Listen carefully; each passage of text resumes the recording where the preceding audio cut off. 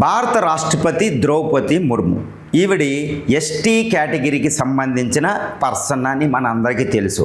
ఈవిడికి నిన్న వెస్ట్ బెంగాల్లో తీవ్రమైన అవమానం. రాష్ట్రపతికి ఏంటంటే highest according to the constitution order of ప్రెసిడెన్స్లో number 1 first citizen of the country. Protocol ప్రకారం she is the first citizen.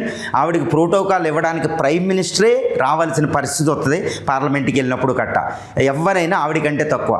ఏదైనా ఒక స్టేట్ విజిట్ చేసినప్పుడు అక్కడ గవర్నరు చీఫ్ మినిస్టర్ ఉండడం అనేది ఆ ప్రోటోకాల్ ప్రకారం ఉండాల్సిన ఒక నియమం అన్నమాట.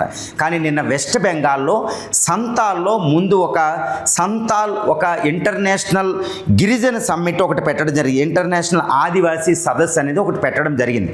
కానీ అది ఇక్కడ మనకేంటంటే అక్కడ సిల్గురి సిటీ నుంచి గొసైన్పూర్ సిటీకి ఆ వేదికని మార్చడం జరిగింది. సిల్గురి దగ్గర ఎక్కువ ఎస్టీ గిరిజనులు ఉంటారు, అక్కడ నుంచి గొసైన్పూర్ తక్కువ ఉండే సదస్సుకి మార్చడం జరిగింది. ఇది రాష్ట్రపతి అసహనం వ్యక్తం చేయడం జరిగింది. ఇంకొక అతిపెద్ద విషయం ఏంటంటే రాష్ట్రపతిని ప్రోటోకాల్ ప్రకారం చీఫ్ మినిస్టర్ మమతా బెనర్జీ రాలేదు, ఇంకా ఎవ్వరూ కూడా అక్కడికి రాలేదు. ఇది చాలా తీవ్రమైన పరిణామం అంటూ డైరెక్ట్గా ప్రైమ్ మినిస్టర్ మోడీయే దీన్ని అసహనం వ్యక్తం చేశారు. దీనిని ఒక రకంగా తిట్టడం జరిగింది. మీరు ఏదైనా కోపం ఉండవచ్చు బీజేపీ గవర్నమెంట్ కేంద్రం మీద, కానీ రాష్ట్రపతి విషయంలో మీరు ఇలాంటి ప్రోటోకాల్ వైలేట్ చేసి it's not augur well for the constitutional system, democratic system అంటూ మోడీ గారే డైరెక్ట్గా మాట్లాడడం జరిగింది. తర్వాత చంద్రబాబు నాయుడు గారు కూడా దీన్ని విమర్శించడం జరిగింది. ఎంతో చీఫ్ మినిస్టర్లు మాట్లాడారు.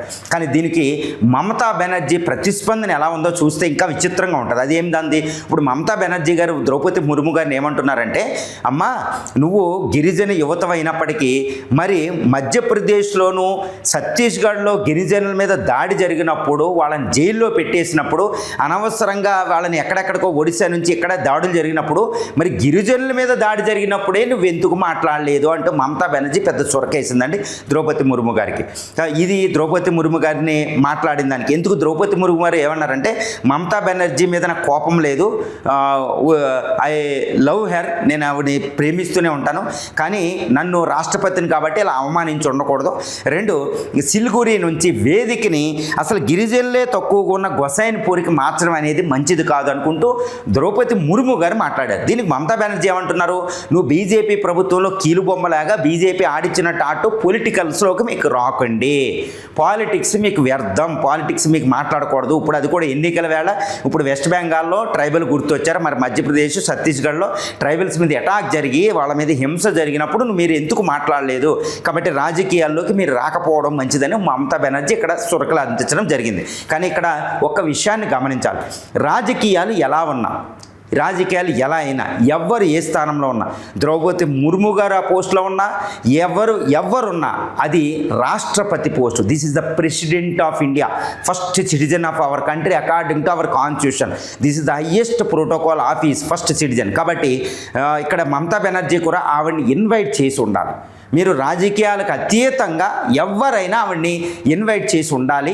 ఇక ఏ కాజు ఇక్కడ చెప్పడానికి లేదు. ఇప్పుడే గవర్నర్ రిజైన్ చేశారు, ఇది అనవసరంగా ఈ సదస్సు ఇక్కడ పెట్టారు, రాజకీయాలు చేయడానికి కేంద్ర ప్రభుత్వం ఇప్పుడు ఇక్కడ పెట్టించింది, ఇలాంటి సమర్థనీయాలు కుదరదండి. ఫస్ట్ రాష్ట్రపతిని రాజ్యాంగ పవిత్రత కాబట్టి ప్రోటోకాల్ ప్రకారం ఈవిడి ఆమోదించి ఉండాలి. ఇట్స్ మై ఒపీనియన్ అన్నమాట.